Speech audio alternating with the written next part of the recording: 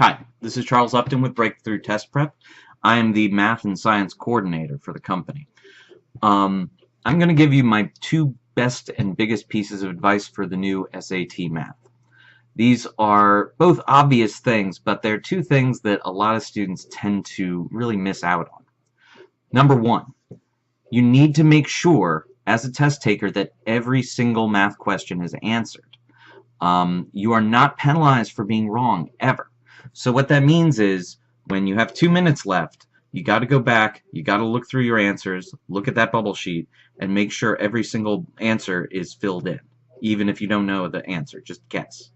What about the student-produced response, you might ask, where you have to guess a number out of thin air? Well, a lot of times the answer to those questions are a single digit. So 3, 7, just put something down. Make sure something is there before time is called. Remember, if you're filling it in after time has been called, you could get your test pulled, and you don't want to have that happen. Number two, as a test taker, you need to be writing out more on the math. Trust me on this.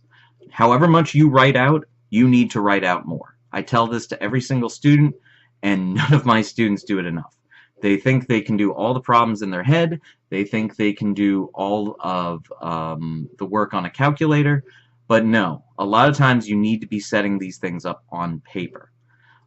It also helps you help yourself when you go back to look at a question and maybe you have a mistake.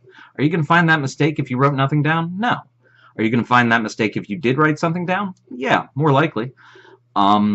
Likewise, maybe you quit a question and you just got stuck in the middle of it and decided to move on. Well, maybe you can come back to it and you see what you wrote before, you pick up and you're like, oh, I get it. I know what I have to do now. But that's not going to happen if you haven't written out your work. So, in conclusion, you want to do better on the new SAT math? Write out more and make sure absolutely everything is answered before time is called. All right? Hope you enjoy your afternoon.